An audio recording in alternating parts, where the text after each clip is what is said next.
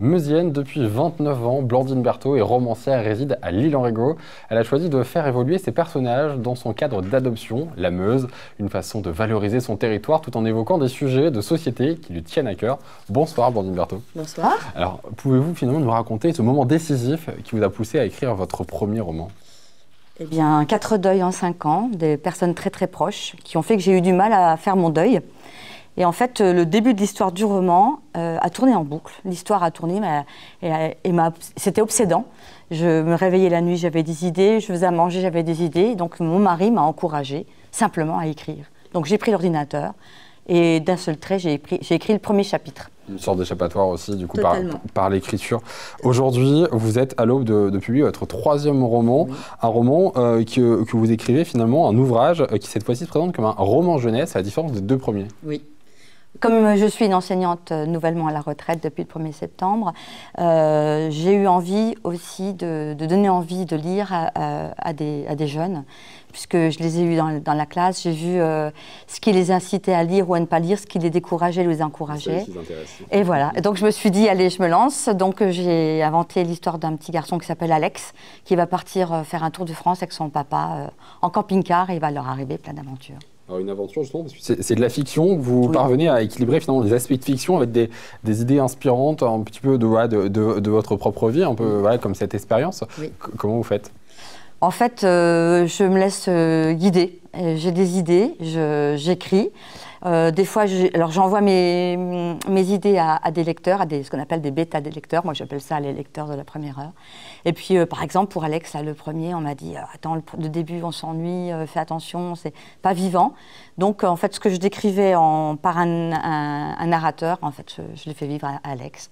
Donc, en fin de compte, y a une histoire de petit chien qui arrive. C'est ce qu'aiment les enfants, hein, c'est ce qui leur arrive des aventures. Et voilà. Là, on voit du coup vos 2 premiers livres qu'on peut montrer. Votre prochain, du coup, il sera sous quelle forme? Pareil, en format de poche? Alors oui, ça sera plus petit, ouais. Mais le but, c'est qu'il ne soit pas épais. Parce que je me suis rendu compte qu'au travers du temps, voilà, les enfants qui ne sont pas lecteurs, on leur propose un gros livre comme ça, ils sont admiratifs, mais ils ne le prendront pas dans les mains. D'accord. Ah. Donc le but, c'est que l'histoire soit courte. Il y aura certainement 5 ou 6 parce que Alex va voyager avec son papa en fonction des périodes scolaires de l'année. 5 ou 6 chapitres du coup? Donc il y aura 5 ou 6 volumes, hein, des tomes, mais très courts. Voilà. Vous êtes parti sur une série qui peut-être permet effectivement d'attacher à ce personnage d'Alex. Alors vous mentionnez dans un magazine il y a peu du coup votre référence du coup effectivement à ce deuil qui vous a emmené à écrire. Est-ce que finalement pour vous, écrire c'était aussi un petit peu guérir et est-ce que vous amenez aussi vos lecteurs à faire ce même chemin que vous sur le deuil?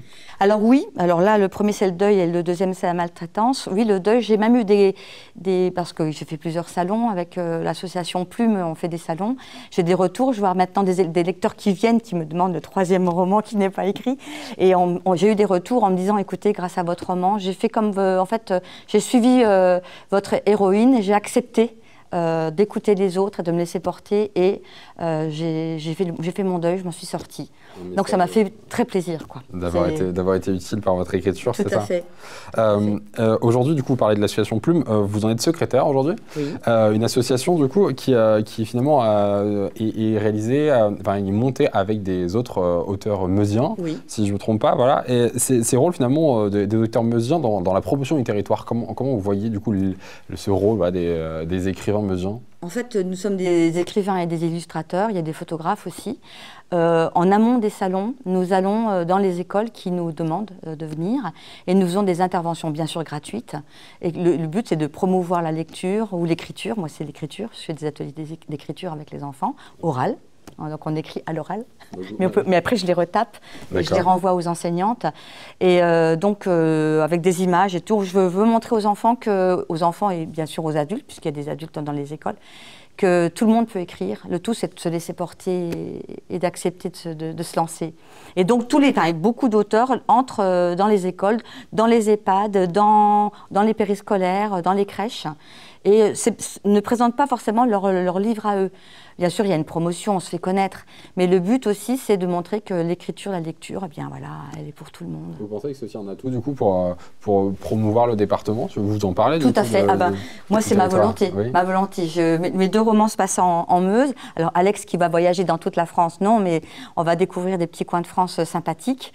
Moi, il y a aussi une volonté pédagogique. On va faire un petit peu de géographie, un petit peu d'histoire. Voilà. Et donc, c'est l'enseignante qui revient là. Voilà, c'est l'enseignante qui est là. Mais les livres d'Alex, le but, c'est pédagogique aussi, qu'ils apprennent quelque chose. Super, merci beaucoup d'avoir été avec nous sur le plateau. Merci à vous. On invite tout le monde à voir, du coup, à lire vos livres et à découvrir bientôt le personnage d'Alex dans la nouvelle saison. Merci beaucoup. Merci à vous.